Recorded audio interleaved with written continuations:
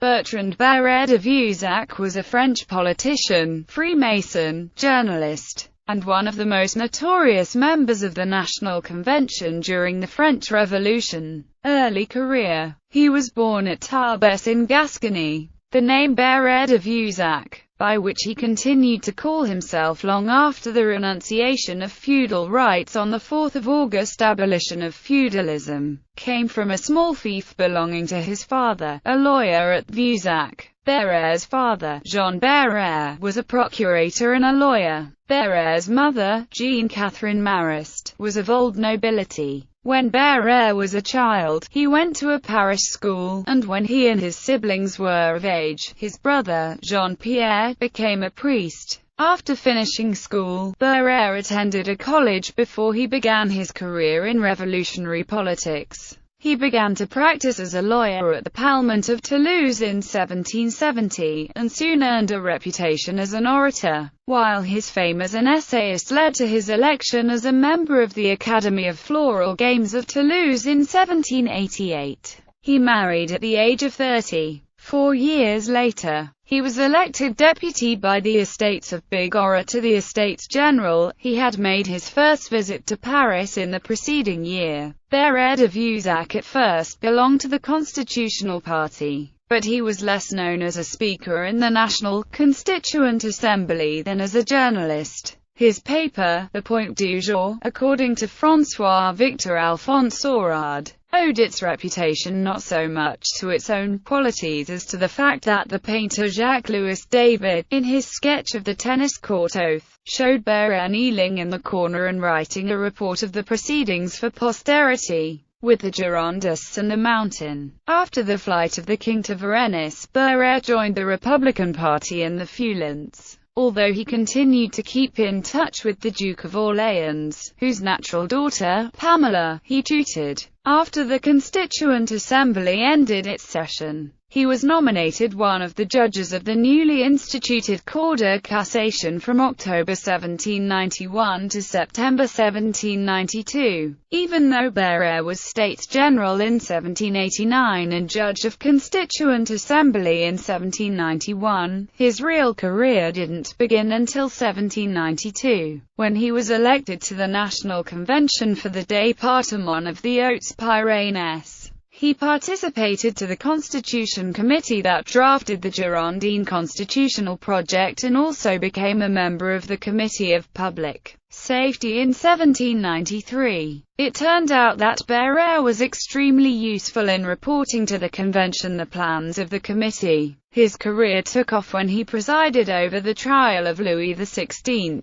Barère was the presiding officer in the National Convention and he was the one who questioned the king. He voted with the Mountain for the king's execution, without appeal and without delay, and closed his speech with the memorable sentence, "The tree of liberty grows only when watered by the blood of tyrants." Appointed to the Committee of Public Safety on the 7th of April 1793, he became involved in foreign affairs, and joined Robespierre's faction, the Jacobin Club, playing an important part in the Second Committee of Public Safety after the 17th of July 1793. He voted for the death of the Girondists at the beginning of the Reign of Terror. He consequently became active in the power struggles between the Mountain and others, and became mediator to all. After the execution of King Louis XVI, Barère began publicly speaking of his newfound faith in la religion de la patrie. He wanted everyone to have faith in the fatherland, and called for the people of the Republic to be good citizens and to have virtue.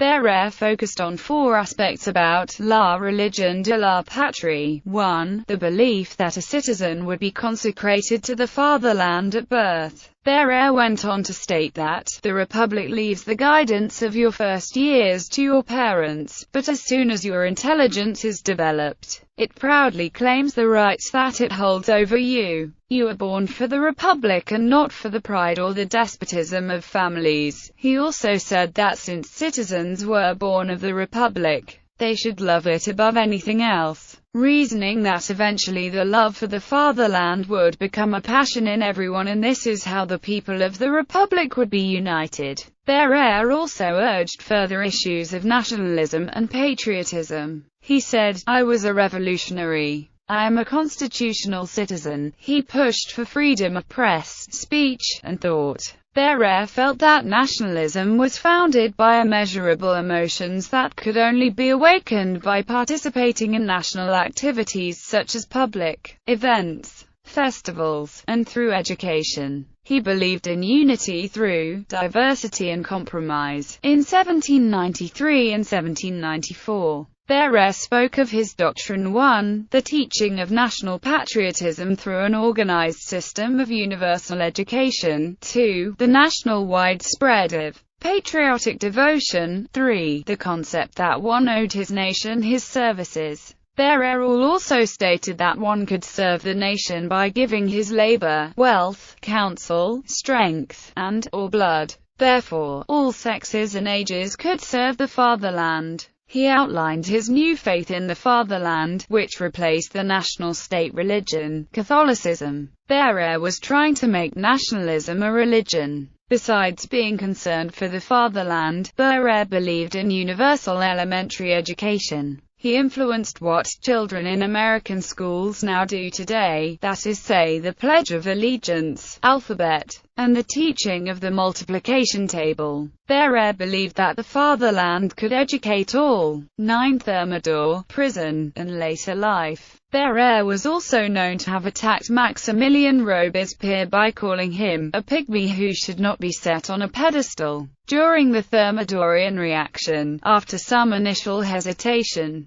he drew up the report outlawing Robespierre, which turned up to be ultimately decisive. Some have considered him one of the main conspirators behind the Thermidorian reaction. Unfortunately, Barère was still questioned on the grounds of being a terrorist. Before Barère was sentenced to prison, Carnot defended him on the ground that Barère was hardly worse than himself. However, the defense proved ineffective. Nonetheless, in Journal of the Year 3, the leaders of Thermidor decreed the arrest of Barère and his colleagues in the Reign of Terror, Jean-Marie Collot d'Herbois and Jacques-Nicolas Billaud Varennes. Barère was sentenced for his betrayal of King Louis XVI, for being a traitor to France, and for being a terrorist, and he was imprisoned on Oleron, on his way for transportation to French Guiana. While Barère was in prison, he was very depressed and wrote his own epitaph because he thought he was going to die. Barère was in prison for 2 years before the National Convention decided they were going to retry him for death by the guillotine. When Barère found out that he was being retried, someone helped him escape from prison and went to Bordeaux, where he lived in hiding for several years. In 1795, he was elected to the Directory's Council of 500, but he was not allowed to take his seat. However, Barère served Napoleon. Under the First Empire, he was used as a secret agent by Napoleon, for whom he carried on a diplomatic correspondence. Sometime afterward, Napoleon placed Barère back in prison, but Barère escaped again. He became a member of the Chamber of Deputies during the 100 Days, and he behaved as a royalist in 1815. However, once the final restoration of the Bourbons was achieved, he was banished from France for life, as a regicide. Barère then withdrew to Brussels, where he lived until 1830. He returned to France and served Louis-Philippe under the July monarchy until his death on 13 January 1841. He was the last surviving member of the Committee of Public Safety.